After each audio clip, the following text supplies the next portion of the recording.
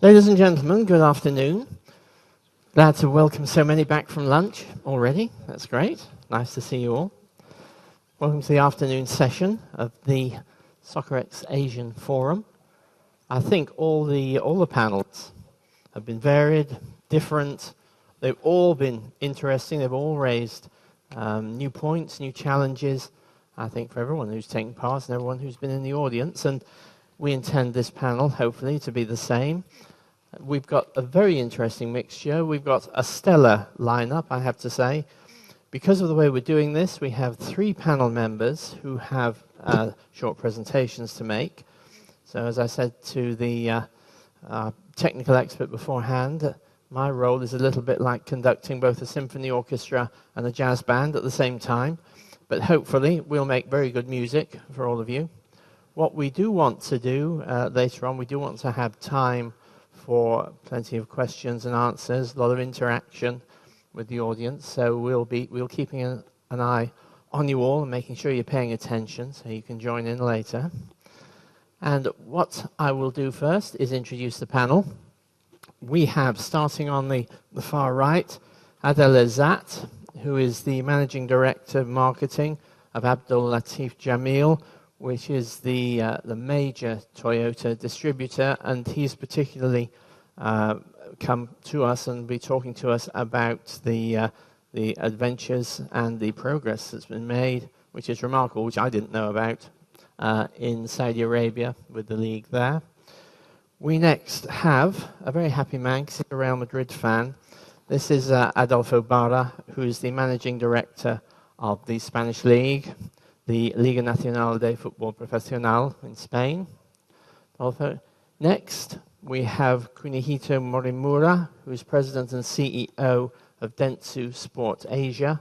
Most of you will know that Dentsu has been a very loyal, committed supporter of football, both regionally, domestically in Japan, and also internationally for many decades. Next, we have Jeff Slack, who is in charge of IMG's International Global Football Program, and has got some very interesting tales to tell about his new adventures in India. And he's promised he's not going to talk about cricket, which would have been interesting. But anyway. And on my immediate right, Sunil Gulati, who is known by all his titles, particularly as president of US Soccer, also as a member of the executive committee of FIFA.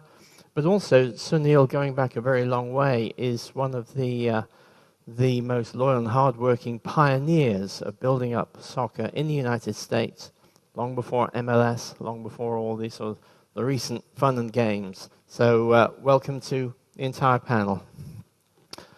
And what we would like to do, I've asked each of them just to give us a very quick headline about the particular subjects we're going to address, which, as you know, is building leagues. And so maybe, Sunil, we'll start with you. And I know you've got a few things you'd like to say, but just one of them we'll do as a start. I was just going to say I agree with all of them, but now you asked me to go first. I think in starting our league and some of the things that we'll talk about today, it's extraordinarily important to know that the regulatory framework, the legal framework, all of those things is very country specific. The way we started Major League Soccer, the way that Jeff has gone about things in India are really tailored for those countries. So you've got to learn from the experiences both of the country and internationally. It's not one size fits all. The way leagues started in Europe is not going to be the way that works in other places in the world. And I think that's absolutely critical to keep in mind as we go forward, whether it's in Asia, whether it's in North America, or other parts of the world. Thank you. Jeff. Thanks, Kier. And it's a pleasure to be here, so thank you for having us. I think our experience at IMG is that clearly the world, the macroeconomic world, is moving to Asia. I think one of the reasons we're all here because of that. Secondly, football is extraordinarily popular in Asia. The third, what we found is often the footballing structure has lacked some of kind of best practices that you might find in Europe or even the United States. And so what we've been trying to do is do that into some of the key markets into Asia. And where you find that that's essential is, like everywhere else, clubs and leagues are the basis upon which national teams do well, national pride about football, where kids go to begin to play. So I think this panel is essential in discussing that. And how do you take those kind of best practices that we've learned in markets where football has had more of a history into markets where it's extraordinarily popular today, but somewhat lacking the structure and, as Sunil alluded to, even the governance to allow it to flourish. Thank you. Cooney. Yeah. Thank you for the having chance to be here. Actually, for Dentsu, I think some of you know already. We are Japan-based advertising agencies. Of course, sports is one of the pillar business for us. And for Dentsu, many years we market Japan football and Japan Football Association, more than 20 years marketing agency. And J League, we already signed a 5 years agreement to exploit also J League, how to internationalized for J League to Asia and to the world. Of course, J League started in 1993, and the last 20 years that's quite good success of the J League. J League produced a lot of the players now, a lot of Japanese players now in Europe. So today I have a little bit, not a secret, but I have a little bit history of last 20 years of J League, and also the little bit struggle moment at this moment for the J League. Of course, a lot of people talk about the success of the J League, but if you talk about the Premier League compared with J League, also if you compare with other leagues in Europe, of course J League still a lot of things to do. So that's something I really need to focus on next couple of years. J League need to step up a little bit, and this is not only the commercialization, but also how to build the brand in Asia and globally. So I have small slides to share with you later. Thank you. Adolfo. Hi. First of all, I'd like to thank Soccerex for the invitation, and Jordan as a country. This is a beautiful and really honored to be here. Talking about where we come from, we are the Spanish League. Probably you all know who we are. We have a long history, but we need to be reinventing ourselves every 10, 15 years because the world is going global. We were a local league, very successful, seen in many countries, and now we need to go from Spain, going global. What we're doing is we're going around different countries, also learning from upcoming new leagues. So obviously experiences of those leagues help us, and try to, again, get best practices and sharing our experiences with them to help everybody grow the sports worldwide. Thank you. Adele. First of all, I'm very glad to be at my second home, Jordan, and I'm very thankful for the organizers for this conference. I would like to focus on the power of sponsorships.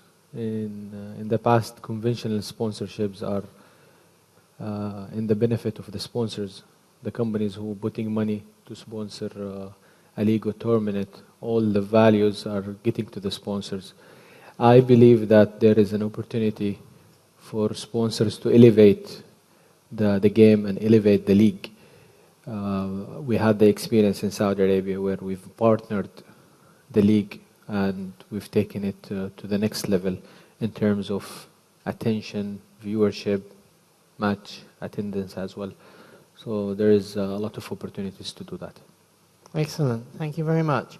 And Adele, we're going to ask you to start with your presentation for us, if you wouldn't mind. Thank you very much. Thank you very much. I'm going to be talking about the ALJ League, the League of Saudi Arabia. We as a company, we're a distributor of Toyota. We're the biggest distributor of Toyota in the world. We've decided to get into sports for obvious reasons. Saudi Arabia is a fast-growing country in terms of population and one of the fast-growing economies in the emerging world. 65% of the population is below 25, and football is the only entertainment forum for the young guys in Saudi. So it's the passion of the young guys. According to our researches, 96% of the people, of the young men, are followers of football in general. In addition to Toyota, our brand is also interested in the football global sponsorships.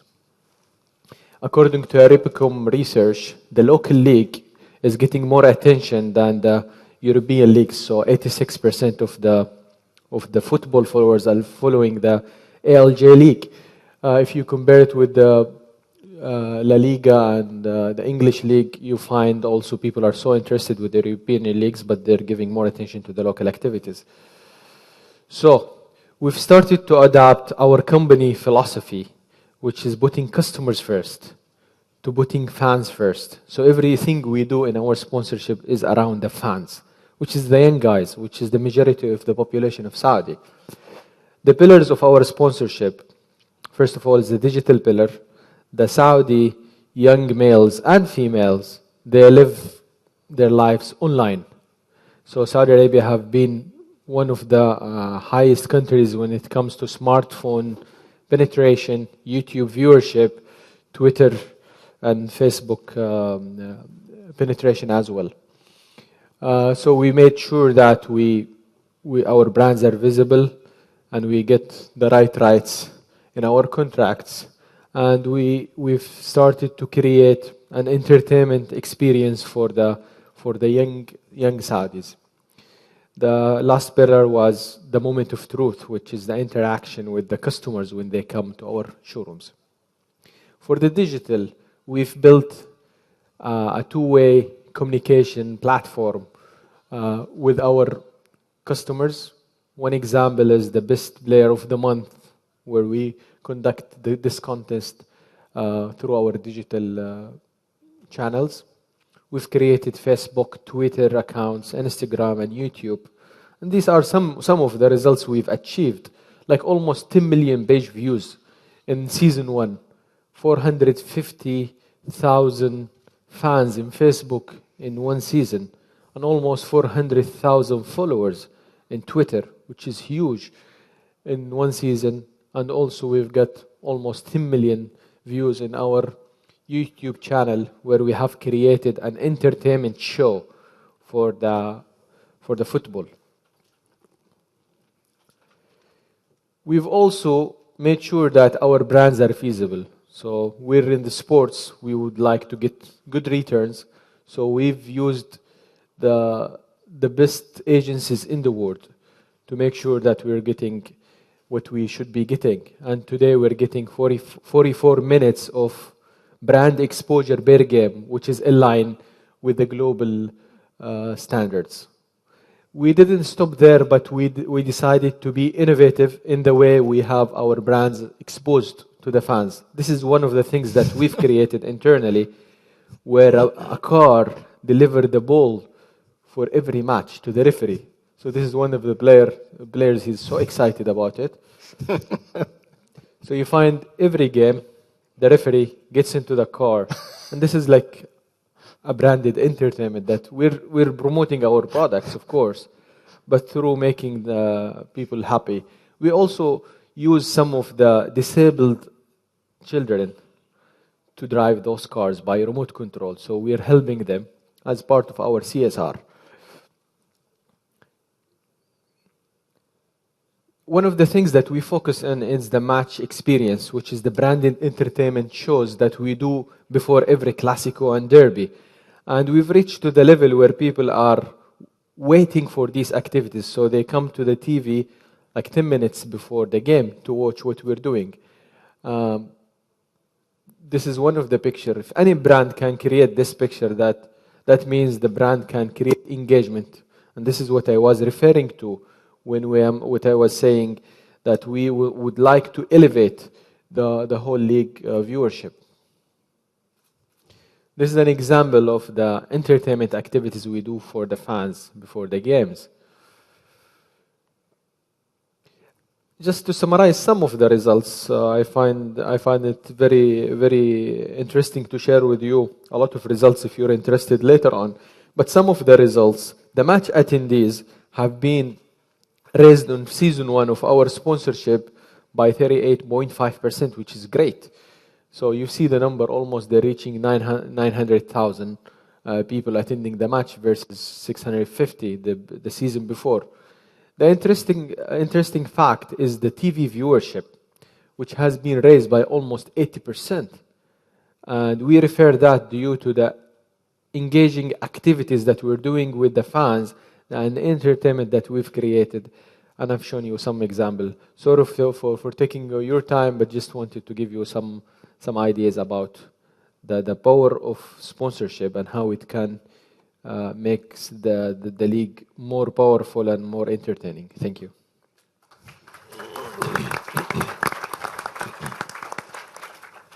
Adel, thank you very much for that. That was fascinating. I mean, the Saudi League has been running for what, 40 years? Yeah. Something like that, yeah. So it's not as if you're just suddenly creating something new.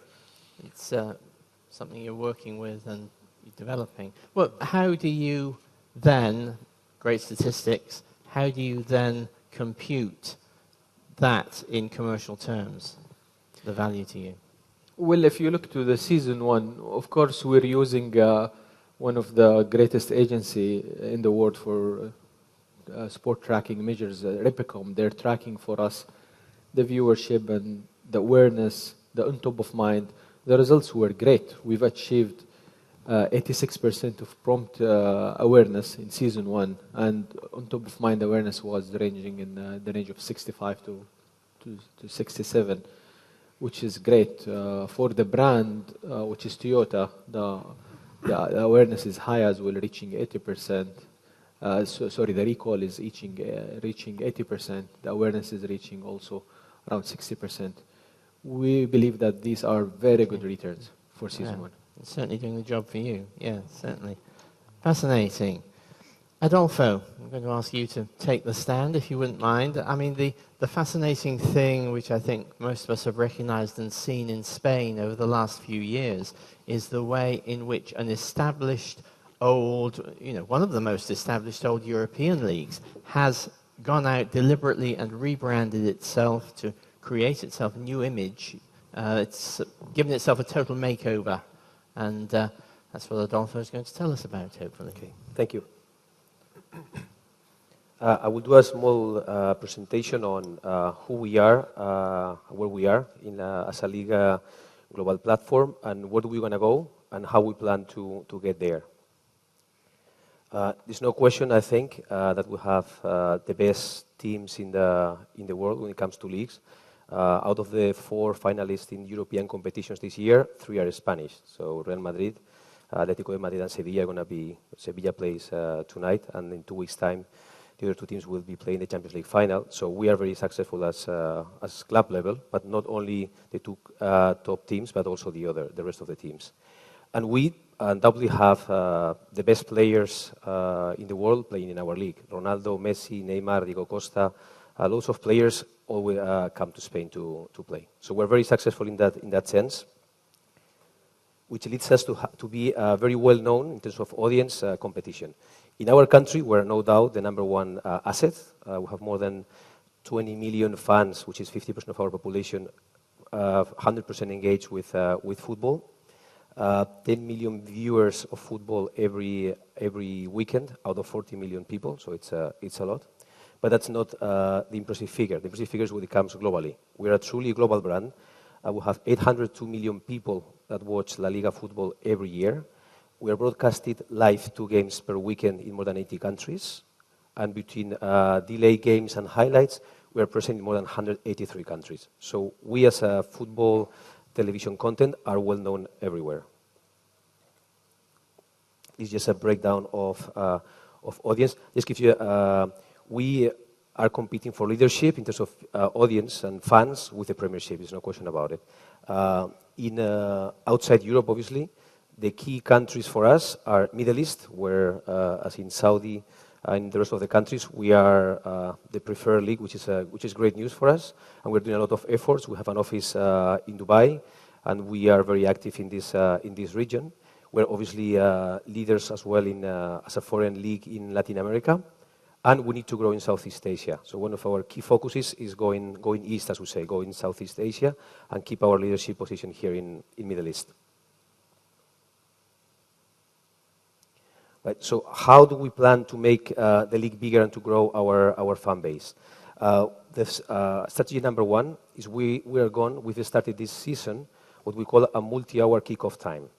because it's good for Europe if the big games are at 8 o'clock at night, even good for Middle East. But that means that in Southeast Asia, they will see you at 3 o'clock in the morning. And in Latin America and United States, they will be early in the morning. So there's nobody watching, or very little people. So what we have done is we have kickoff starting times from 12 in the morning. So we have one game every Sunday at 12 in the morning. We play Saturdays at 4 o'clock. We play Sundays at 5 o'clock, at 7, and then Saturdays and Sundays, 8 and 10 o'clock, which means that we are in prime time for Europe and Middle East and Africa for all games, and then 30% of the games are prime time in Southeast Asia, and 30% of the games are prime time in the American continent. And we also make sure that we have relevant games at those prime times in the different countries. Because obviously, if you have low-level games, nobody's watching them. So that's a strategy that we have started this season, and we plan to continue doing the same thing in the future. Then we not only want to take football to the fans through television, through internet, through mobile phones, we also want to be there. We want to take our teams to the countries. We want the people, our fans, to be able to touch and see the players.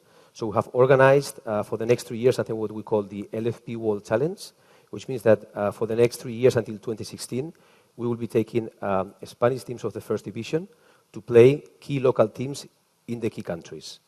But no, we will not only do that, and we also talk to the local governments, federations and associations to do collaboration agreements, because we want to share our experiences with them, because we believe the only way to grow in the different markets is to be in the heart of the fans. And just go in there, play one game every year and disappear is not enough. So you need to be there, to be present in grassroots, in the scholarships. So we're very active in that as a strategy going forward. This is just a map of the countries that we are planning and continents we're planning to play over the next 3 years. Again, as I said, we will be taking all our top teams to play big teams in the different countries.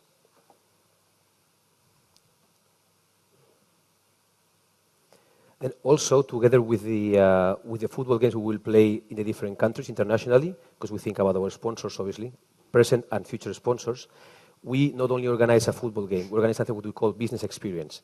So what we do is when we go to play to a country, we do collaborations between the Spanish government and the governments where we play, so that we celebrate a business encounter between top companies of each country. And we try to make sort of like a business model worldwide where companies from other countries can also participate in these encounters in the different matches. And our third strategy is obviously digital. The quickest way to get everywhere in the world is through internet, but you have to do it right. So we are taking our first steps in this area. We're learning from different experiences that have been happening in sports in other areas. We just signed a deal a month and a half ago in America with Twitter. It's called Twitter Amplify, copying or replicating the model that the NFL has with Twitter, where we use Twitter to distribute exclusive content of the Spanish Liga. We want to reach minimum of 80 million Twitter users worldwide with specific Liga content. We're doing exclusive apps for consumers. We develop a very exclusive that we have in our stand for you guys to see, our second screen with live tracking information from the games. We translate this to consumers, so they can follow the games not only on television, they can have their iPads or their mobile phones, seeing which player has been running more than the other, how many passes he's completed, and all those statistics. And we're open to all new media models that are coming up to make sure that we are there and we are pioneers in this area. So that's basically our plans for the next 3-4 years and how we plan to go from Spanish League known globally to be a truly global brand over the next, as I said, 3-4 years. Thanks. Thank you. Thank you, Adolfo. I think most people know how the Premier League sort of started in England. Is there a particular moment when it was decided in Spain that you're going to take hold of the Spanish League and rebrand it and rebuild it in this way? You make me a tough question, a tough historical question. That's why you're on the panel. Like the Premier League, that we have very teams with a lot of history, have teams which have more than 110 years. All the big clubs like Madrid, Barcelona, Athletic de Bilbao, Real Sociedad Española are centenary teams. I think we have, if I'm not wrong, this year 7 centenary teams that still play and still exist. And I think it was back in 1924 when we first created a Spanish league, and it's been evolving for many years. And the key challenge for us was when we went from a model where our decision ticket holders own the clubs until they had to go public. So there are only 3 clubs in the Spanish league, which are Madrid, Barcelona, and Athletic Bilbao, which are still owned by the season ticket holders, and now they are like a public institution. So in effect, it was the force of having to restructure really the system that drove the need for change. Yeah, absolutely. I mean, it was that, and also. I mean, as you know, in many other countries, as was financial situation of the clubs, when there's no clear ownership, clubs tend to spend a lot of money and they get into financial problems. So by turning to this structure, clubs are more run like companies, and therefore you have control over how much money they spend, and they need to make sure that they have a sustainable business model for being there for many years. Sure. How do you persuade some of the big clubs, I mean the Real Madrids, the Barcelonas, to come on board with these very early kick-off times, maybe on a Saturday? Was that not a little bit of a difficult sell to them? I think in a sport like football, especially in our country with so much history, changing things is always difficult. People want to do what they're used to. So when we started this a few years ago, people are used to go to watch football at 5, then you do it at 7, they complain. You do it at 12, they complain. I mean, that's, everybody will have an opinion on it. But reality is the big clubs are also in the same boat like us. I mean, Real Madrid and Barcelona, they want to grow in Asia. They want to come to play here. They get huge fees for those games.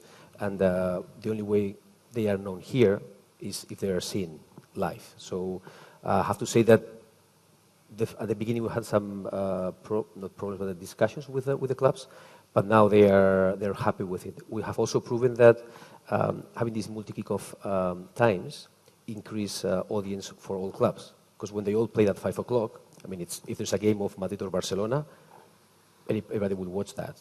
And even if either you are a hardcore supporter of your team or you will watch those big games. And now with this strategy, we have proven that some of the audiences of small clubs have been multiplied by 10 compared to previous years. So they're aligned with the strategy, and which is good. And we, as I said, we plan to carry on with it. Great, excellent. Thank you. Thank you very much. That's fascinating. We're now going to move on and ask Kuni to take to the podium and talk to us. I have a particular memory of J-League in Japan because I was actually at the opening game of the J-League back in the National Stadium in 1990s with pop bands and fireworks and all the excitement. So I've always watched the success of the J-League with great interest. Kuni, it's all. Okay. The floor is yours. Thank you. I think the last 2 presentations quite impressive, especially for the. For me, I always think about marketing. You know, how to commercialize the league, J-League, also how to raise Asian football level up to cross to the other leagues. And of course, for Saudi League, is a lot of hint of the marketing ideas is something I really want to apply to right away. And I don't call it a sponsorship because sponsorship sometimes is unilateral, you know. So I really call it a partnership. Both parties have to beneficial sponsor and our sales. So clients and us. So also the Liga Española is quite a successful league, and also a lot of the people in Asia is following, and of course quite strong the league, and very much a lot of inputs. And now, of course, talk about a little bit about J-League and a little bit about Asian football, and also I have some ideas how to build the Asian football to the next level. This is just first part is a case study for the J-League. I think, as you know already, J-League started 1993. And the last 20 years is quite successful league, domestically very successful. But I don't say this is a J-League still behind. J-League need to be changed a lot. Still need to, a lot of things need to learn from different leagues. But again, J League is last 20 years is a great success. And in 1993, J League started in 10 teams. Only one league is the J Leagues. But now it's the last year, 2013, J League expanding to 40 teams. We have J1, J2, and J3. So 3 leagues now is 40 teams. So this is, of course, the developing a lot of the club. Of course, some club makes money, some clubs are not making money, but at least the progress of last 20 years is the teams increasing. And also, I can say that a lot of J League players now in Europe. And this is something grassroots and development. The last 20 years is a great success. And of course, some people say, where's the next? Of course, J League is since a lot of good players now in Europe. But of course, I don't see this as negative. I see that Japan is spending a lot of time and effort for grassroots and development. So all the top players now in Europe are still next generation coming up. It's always a good cycle. I believe that the J League is providing good platform to the younger people, younger age, to give a chance to play in the league. This is the before and after. Before the J League, Japan never played the World Cup. But since 1993, 5 consecutive the World Cup Japan played. And so far, last 20 years, is thanks to J League, is Japan national team level is quite is increasing, and also now is the Asian champion at this moment. As you see, that's a player in Europe. We have a lot of players now in different leagues in Europe, and of course, the J League is the need to produce another good players who can play in Europe or other good leagues in the future. But at this moment, we have a lot of the good players now in mainly in Europe. I have a little bit good stats I'd like to share with you. The review of the Asian football leagues. This is some interesting numbers here to share. Now I'm shifting to J League to the little bit Asian football. If you see the Asia's top leagues by revenue, 2012 season, Japan is the 127 million, followed by Qatar, 77 millions. To understand growth of leagues in Asia, we should see the leagues, how the league is now. Collectively, top 10 Asian leagues, the revenue is $354 million. But some people say this is good, some people say still not yet. I see even though Japan $120 million, the value of the league revenue, if you compare with the other leagues, like this, J League is 127 million. If you compare with Premier League, 22 billion, it's 17 times bigger. And also, if collectively top 10 Asian leagues, 6 times Premier League is bigger than the top 10 Asian leagues revenue. So I still see that still behind, still need to be catch up. Where the money come from is here. I think in the morning session had clearly mentioned a lot of the money, especially for the broadcasting rights coming from Asia. Nearly 50% of the money coming from Asia to the BPL. And also this is actually not 2013 season. Actually, this is a typo. 2010 to 13, the money come from most of the money, a lot of money from Southeast Asia. I see this is quite interesting finding. Previous slide, I show you, for instance, Thailand, for instance. Thailand yearly revenue is less than $1 million. However, the broadcaster in Thailand pays $310 million for 3 years, which is the average $100 million per year. So Thai league is domestically is spending less than $1 million a year, versus broadcasting rights to BPS is $100 million, 100 times. Thai broadcaster money goes to BPL, which is I think this is great because the BPL product is quite good. That's the reality. If compared with Japan's domestic league is 127 million versus BPL per year $15 million. So for Japan's case, it's 8 times bigger than Japanese broadcaster. to pay to VPA versus a domestic league. So if a fraction of this went to the local league, they imagine the potential. So of course that shows that a lot of things still Asian the league need to change, and also a lot of room to improve.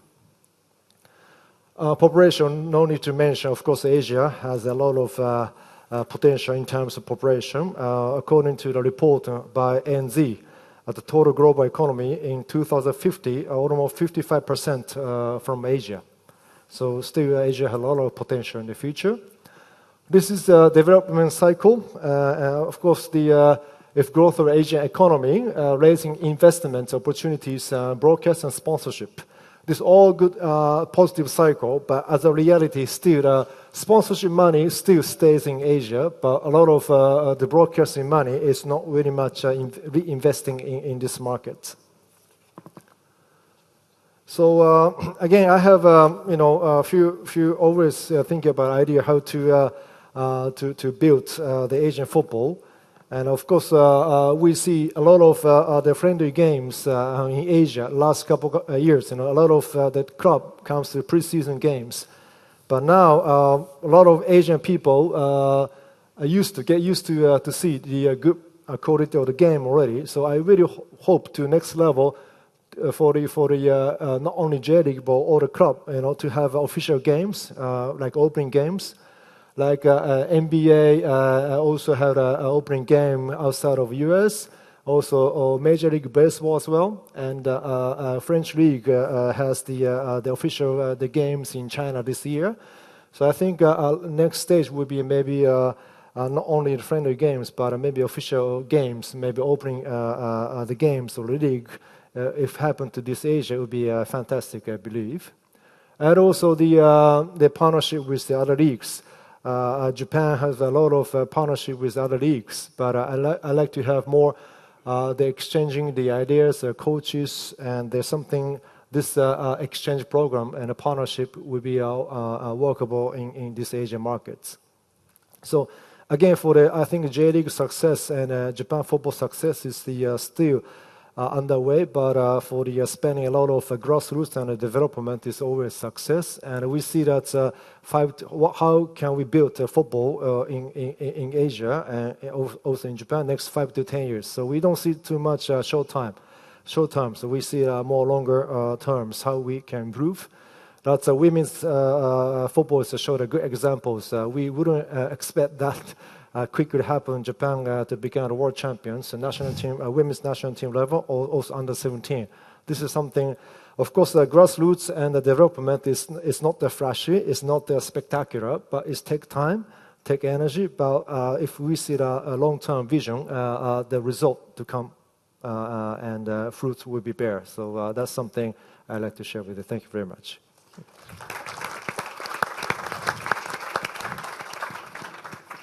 Thank you very much, Kuni. I think a lot of fascinating figures there, and I think one of the most interesting ones was the Thailand numbers in terms of local and EPL rights sums.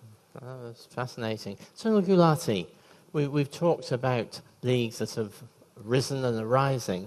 One of the things that interests me about what happened in the States was that Major League Soccer, which everyone now sees as happily established, actually started after the World Cup in '94, which was after the rise and spectacular crash of the North American Soccer League. How did you sort of rebuild, if you like, the idea and then sell it of building a new league again in the States at that time? Well, part of what we had to do was convince people that the history of soccer wasn't what they thought it was. Coming out of '94, we were selling something new. So what was different about Major League Soccer? Part of it was what I mentioned earlier, which was the governance and regulatory regime in the United States. We established a business model that was very different.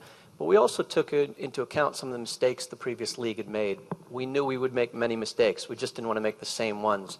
And that meant things like cost control. That meant things like slow expansion. That meant things like spending a lot of money on infrastructure, on building new stadiums. And it hasn't been easy along the way. There's been some tense moments. Now we're past the days where anyone's worried about the league not being there, but that wasn't always the case. And then the other thing that the North American Soccer League did for us in the 70s and 80s, while it didn't survive, it led to a great growth in participation in kids playing. So there's almost a, if you're looking at the statistic, there's almost a straight line increase in the number of kids playing during the years of the NASL. So we owe them a great debt of gratitude. That happened. World Cup happens. People in the business community look at it, maybe this can work. The Olympics were a huge success, which propelled us to the World Cup. So all of those pieces fell into place. And even with all those pieces, it's been hard work. And frankly, technology, as we saw just a moment ago, makes it harder. There's been a big question over the last few years. Is, for example, the Premier League best league in the world in many people's views, showing a lot more games in the U.S. Is that good or bad for American soccer and the development of MLS? If you look at the numbers we just saw and then the amount of money that's being spent on television rights outside of countries, it'd be pretty hard to argue that's good. Now, there's not anything we can do about it. The world is changing, technology, globalization. It's certainly good for the Premier League, but as you already touched on, if you could spend 5% of those funds. Now, in the recent deal that was just signed by Major League Soccer, we've actually edged out the Premier League for domestic rights in the U.S. versus what NBC pays the Premier League. That's a good thing, in my view, that the game is becoming more popular. But it's taken 19 years. Yeah, it's not an overnight thing. To your right, I noticed that Jeff Slack has been making copious notes during all these presentations. I don't know whether his memory is not that good. Whether he was just taking down interesting ideas or doing a critique. Jeff, was there anything particular that you hit Well, you I think there out were a number of things said in the presentations which are very apt to, at least at IMG, what we've been focusing on. I think the two areas of interest to the audience might be our work in India and in China. A few years ago, we took a strategic approach, just looking at the macroeconomics of the world, and said these are two countries that have tremendous football potential, but haven't realized their potential. India, a long way. China has had its ups and downs. And I think everyone in the room that cares about Asia and Asian football would say it would be a wonderful thing if those two countries were more competitive as it relates to football. So we did two things. In India, we actually signed a 15-year agreement with the All Indian Football Federation, encompassing kind of everything that they do. And the net result of that is we're launching a league called the Indian Super League in September in India, very much modeled on the Premier League. And Sunil touched upon it. One of the things that we learned that people in this audience will know intuitively is you have to understand the local. You think you might understand how football works and governance and best practices, but you got to get it locally. And we have a partner in India, Reliance Industries, the largest company, a private company in India, and it's helping us do that. And so when we did the agreement with the IAAF, we went into it saying we've got to have Indian partners to do this. We can't come in as IMG, even though we think we know how to put leagues together. The second thing that was very unique, India does have that history of the IPL and the 2020 cricket, which has been an enormous success. So they are used to franchise-based short tournament leagues. Now, the rest of us in football think that's kind of weird. But we actually think in India that can work, and certainly given the difficulties that have been related to Indian club football, we think it's kind of the only thing. So we did sell franchises in March. We raised $200 million, which is, I think, a big number for India, in addition to the numbers that we're putting in. Stars are partner in the business, IMG and Reliance.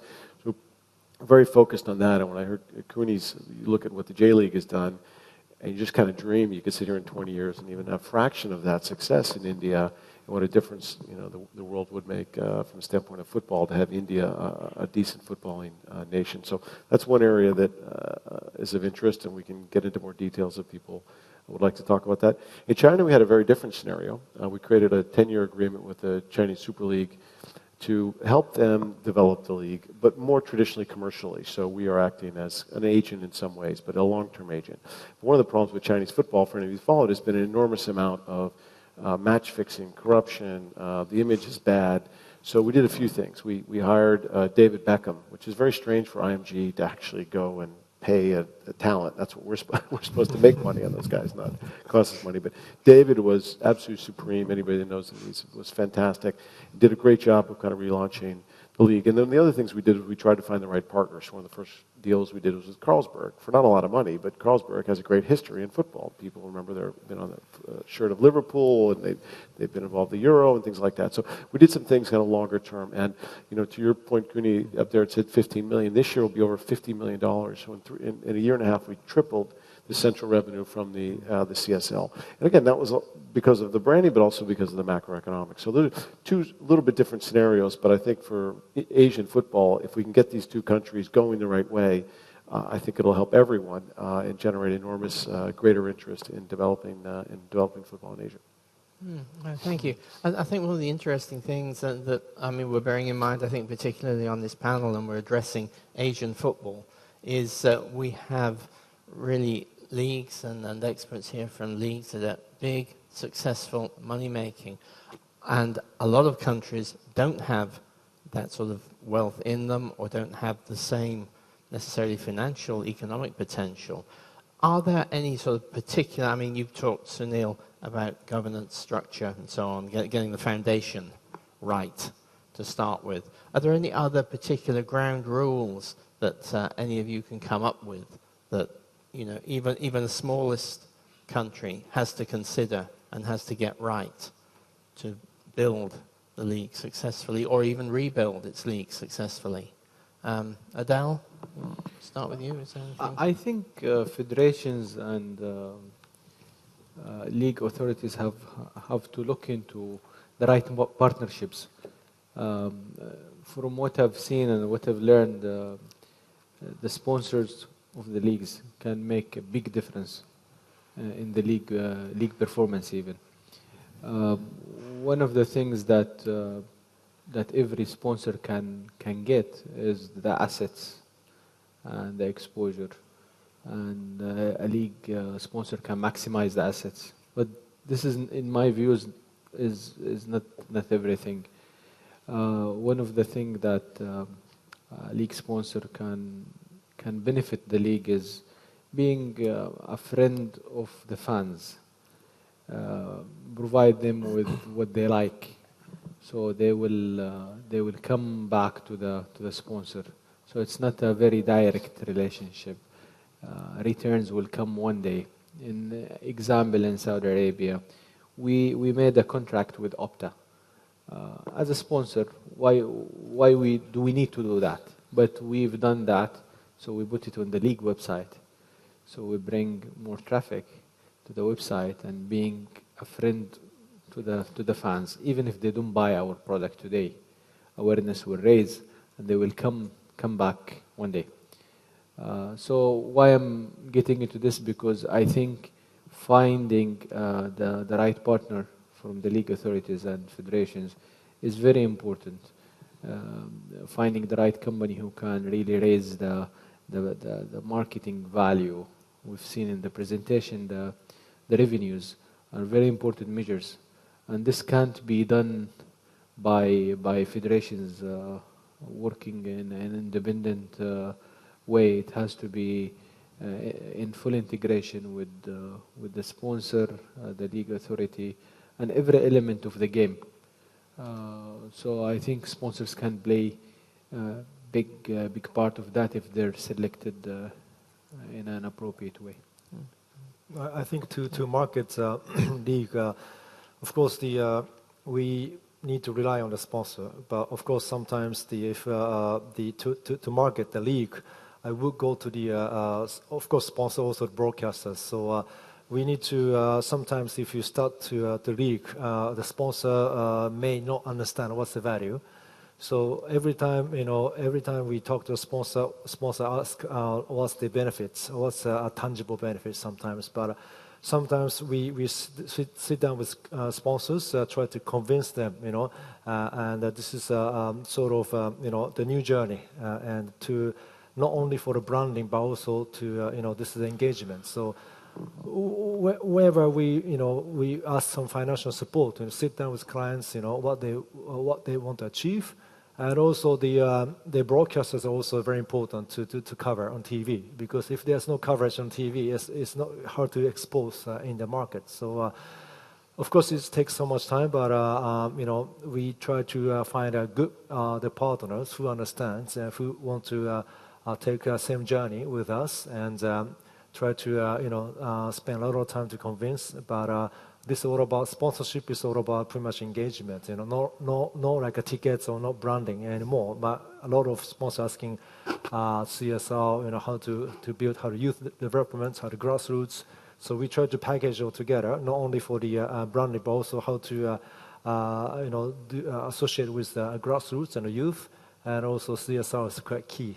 And again, this is the broadcaster and the sponsors are very key to be part of the success of the league. I think to commercialize.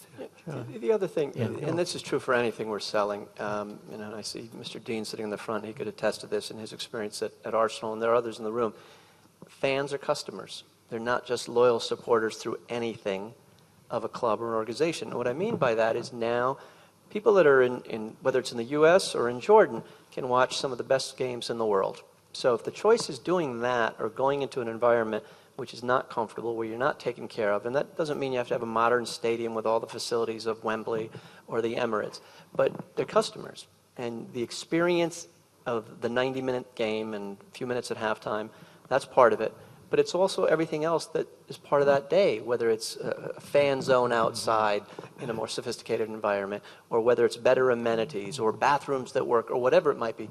Those things all matter because these are customers in the end. They're not just supporters. So supporters is a big part of it. They're there for the football. But you've got to make the experience better because there's a lot of other things that are competitive for their time in situations where other sports, other activities, and television. Yeah. Adolfo, from your point of view, for example, I mean, there has been this sort of almost interesting contrast in the last few years where there's been a big economic crash, and yet it seems that money in sport and in football has kept on rising. Do you think there's a point where that money level is going to stop?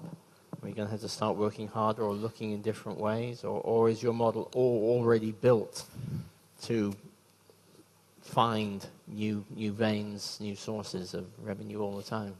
What we're seeing is that where in the past there were a lot of properties that were of interest for the brands. As years go, there are brands or big brands are interested in less properties but good ones.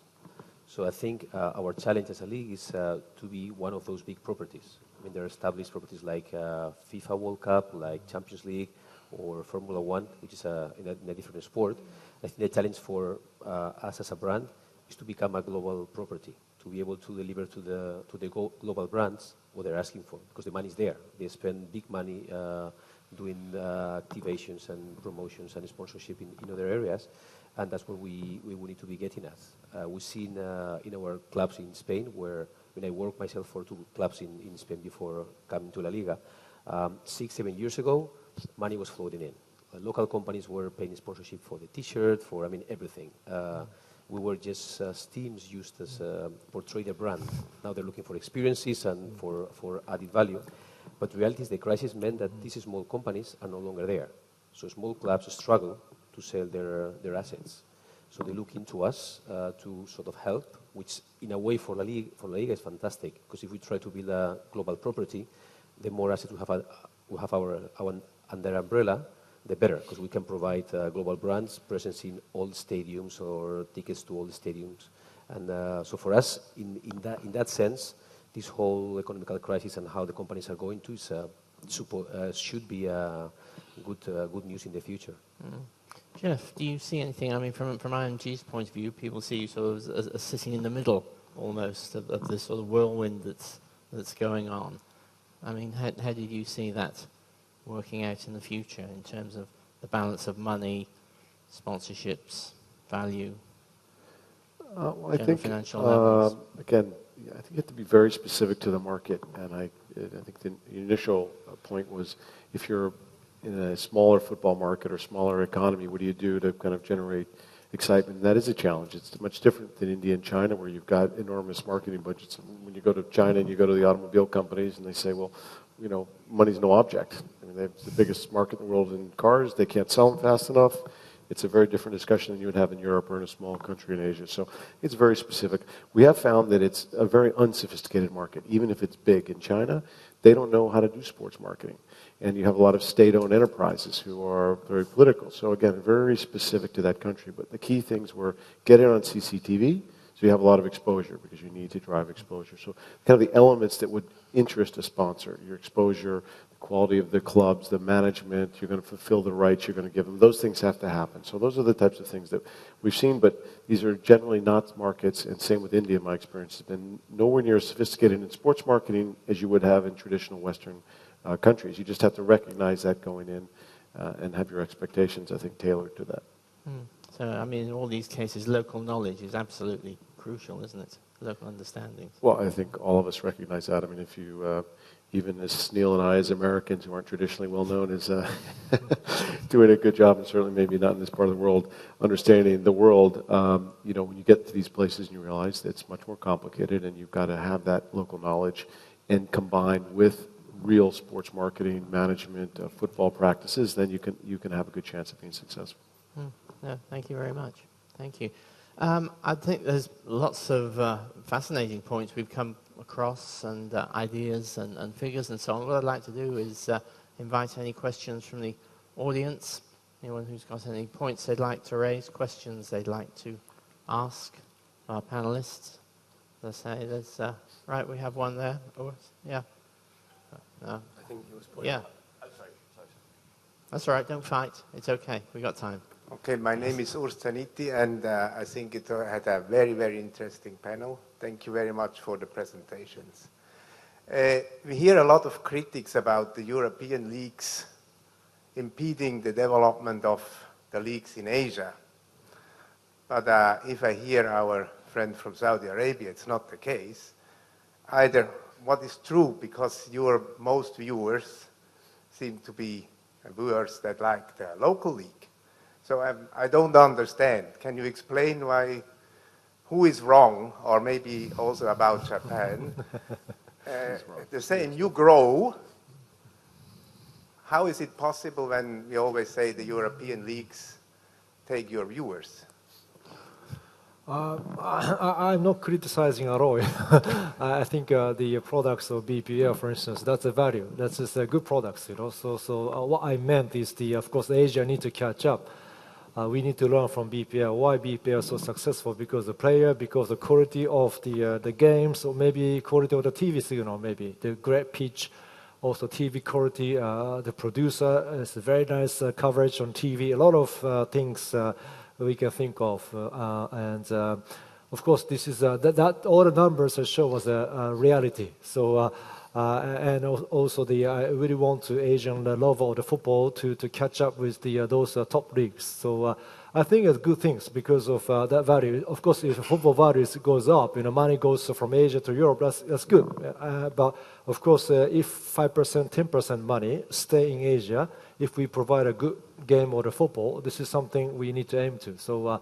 We have to be very humble, and of course, J League is still not succeed yet in that level. So every day, I ask myself, ask all the football families how we raise the level of the quality of the game of the football. And again, this is European football is way up, but still we have a lot of room to improve. But I think we can catch up in next 5, 10 years, 20 years. At least, again, that's the women's, the Japan's women, the team became world champions. At least, the competition point of view already sort of proved that Asian can be the world champion. So, but of course, other things, the commercialization, still a lot of huge gap. So we have to be humble, we have to learn, and I hope we can catch up not too late, not too long time, from now. And Adel, do you have a particular view? Because those were fascinating figures from Saudi. Yeah, I think from my side, I don't see, or I don't call it a competition between the local tournament and international or European leagues. I see it's more of integration. For the local leagues, we've monitored the behaviors of people, especially the young people who are watching the games. We've noticed that by tracking the viewership of the channels and the games, that people, they don't watch only the game. They watch things around the game more than watching the game. So if you see the analyst in the night, so the game end at 10, and the programs start after 10, from 10 to 1 a.m. Viewership on these programs are more than the game itself in Saudi. Yeah, so that gave us an opportunity. For the European leagues, they watch only the game. Arsenal is playing against Man United. Okay, 90 minutes and that's it. But Barcelona, Real Madrid, they watch the 90 minutes. But for the local, they watch more of like 6-7 hours before and after. So this gave us a chance to think about creating more content for them. So by creating the content, whether it's like the shows that we're doing on YouTube, the dialogue over the social media, the contests that we do over the social media and in our branches, the branded entertainment shows that we do before and after the games, gave us a chance to have an edge over the European leagues. Although I don't call it a competition, I see both of them are important because they increase the passion of football. Sure. Can you just tell us a little bit more about the coverage and the experience, if you like, about the new stadium and what happened with that? Yeah, actually, this is one of the obstacles, especially in the emerging part of the world where the infrastructures are different from, of course, the West, Europe, America, and so we don't have a similar infrastructure, although we have in Saudi good stadiums. Just recently, 2 weeks ago, we had the opening ceremony of one big stadium, but still we're lacking behind when it comes to infrastructure. So I believe that a sponsor could suffer a lot from that. But people would think that the sponsor is responsible. If you go ask any average person, what do you think about the sponsorship? He would think that the sponsor is responsible for the infrastructure, the stadiums, the ticketing, the experience, everything. That's why we started to think about what can we do there. So we're working today with the Repicom again to kick off a fans delight index. So we would like to start understanding the baseline. What would make the people more interested about the sport? What are the things that they will delight them, will make them happy? And what are the things that will switch them off? So we're kicking off this maybe in August or September, a delight index that we're going to track month by month. Why we're doing that? Because we felt that a lot of things are out of our circle of influence. We can't influence them. But by tracking them, we can bring them to the surface and give them to the authorities and show them that people are not happy about ticketing, for example. They're not happy about the lack of hospitality in the stadiums. They don't have proper meals. They don't have parking. And this is the real role of a sponsor, not only putting signage. Because if you think about the sport, you need to elevate the sport. You need to do a lot of things, whether you can control them or they're out of your circle of influence. It's a much better name they have, by the way. We call them consumer satisfaction reviews and delight index. I love that. Much better. The other thing about to his point, I think there's, from our perspective, we're not competing against local leagues. We need to partner with them. Let me just put an extreme example, just China as a market. We might play a game at 4 o'clock on Saturday, and it will be a fantastic 10 p.m. game, prime time in China, and it's not shown live because there's snooker on telly or there is table tennis. So for us, as a sport, it's good that local leagues are stronger, have more interest. There's a lot of grassroots because that increases the level of interest for the sport. So our approach to those markets is we really, when we go into a market, we talk to the local leagues, we talk to the federations, we try to do partnership, a grassroots program to help grow the sport because it's on our own benefits. Thank you. We had another question just over here on the left. Thank you. Thank you. It was very entertaining, very educating. My name is Mazen. I run a football academy in Jordan. I'm also a FIFA player agent. I used to play professional in the United States, and I had colleagues from Japan as well. So I had the privilege to actually witness firsthand football in the States, how it actually went from few hundred to a few, 10,000, 20,000, 30,000 fans in the stadiums. And my question to Mr. Galati, how did you accomplish the basic fact? Because I used to play there, and I used to talk to the fans on a daily basis after the matches. We used to get, a couple hundred in the stadium, and then, once we talked to them, people didn't know the game. How did you accomplish the fact that you changed the sport culture, the football culture, mentality and approach with the local community? How did you manage that to get the thousands, the tens of thousands in the stadiums right now? Well, You've only got 5 minutes. yeah, Sorry, I'm not sure we have accomplished that to the degree we'd like. It's not where we want it to be. It's not England or Brazil or Germany or Spain. A long way to go. But, the one word, which is always the toughest one, is patience. And it's taken a long time, and we're not anywhere near where we want to be. So I talked about the North American Soccer League, its growth, participation. Kids started playing a lot more, and their parents became interested, and those kids became more interested, and they grew up playing soccer rather than baseball or basketball or American football, whatever it might be.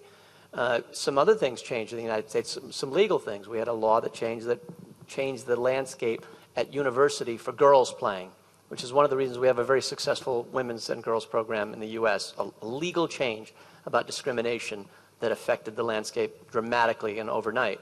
So you start put those components together, and then add the World Cup, and add the emergence of media, add interest in some international play, and the World Cup comes along every 4 years, so you can't rely only on that.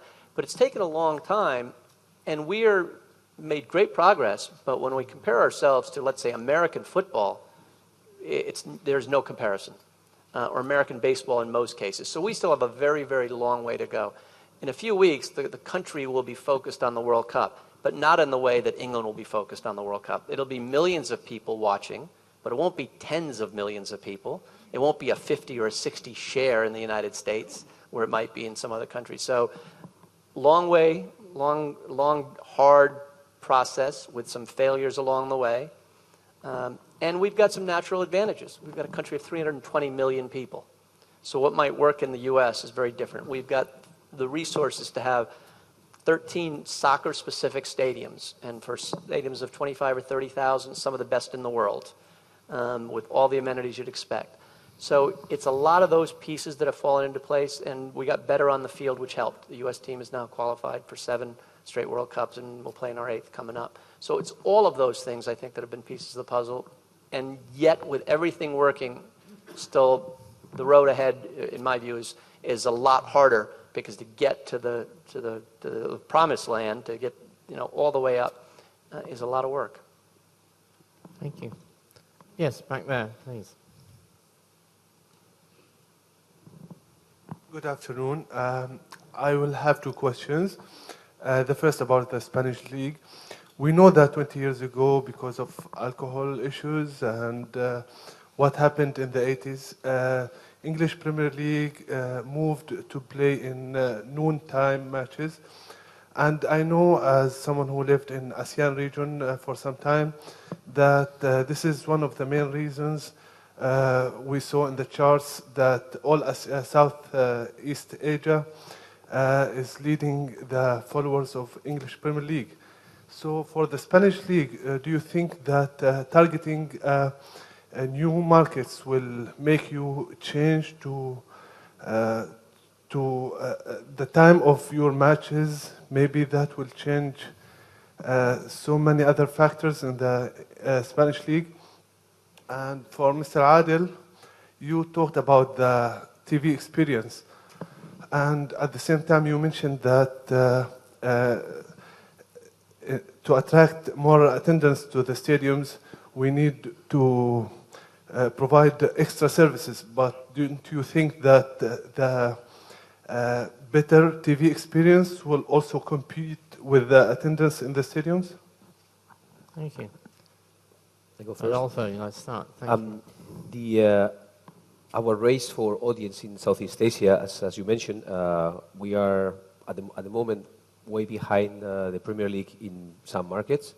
Part of it is due to culture, because they've been linked through the Commonwealth to the English culture, and they've grown with being an Arsenal supporter or Liverpool supporter, and that we cannot change overnight.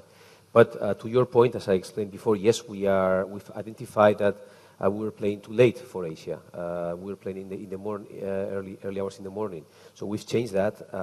We have seen some positive developments in audience rates in those countries.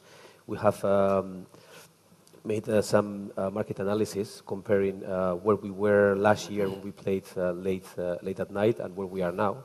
And as I said, in countries like China, we have multiplied by 20 some of our audiences because we changed the starting kickoff times. So yes, it's something we will continue definitely doing.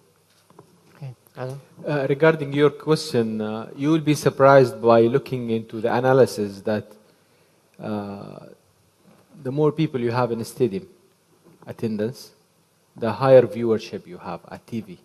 So they don't conflict with each other. I mean, they support each other. So, and this is by numbers and analysis for the past seasons. I believe that a sponsor and a federation can do a lot of things in the stadiums, even if they're not part of the infrastructure. I had an example we've done this season in Saudi Arabia that I can share with you. Today there is no catering in the stadium, so people can't buy food like in other countries. So we've started to think about why we don't create some jobs for young Saudis who are unemployed and give them a chance to live and have an income. So we've created a program called the Mobile Salesman. So we bring products, hot snacks, and some drinks, and we sell them to those guys. We've created 250 jobs with wholesale prices. Then they take it and they get into the stadiums. You've seen the attendance is huge, huh? Like almost reaching 1 million people. And they sell to the attendees with the retail price, so they do some margin. And those guys have been working for the whole season.